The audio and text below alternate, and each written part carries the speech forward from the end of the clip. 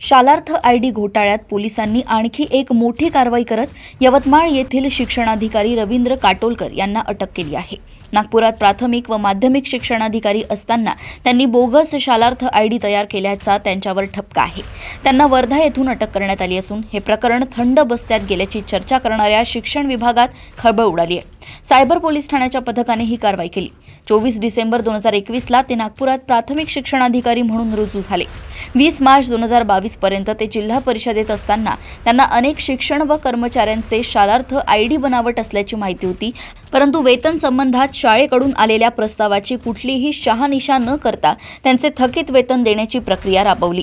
त्यातून त्यांनी शासनाची 12 कोटींपेक्षा अधिक रकमेची फसवणूक केली। नागपुरातून त्यांची यवतमाळला बदली झाली। त्यांचे राहणे वर्धा येथे होते। मंगळवारी पोलिसांच्या पथकाने तेथून काटोलकरांना ताब्यात घेतले।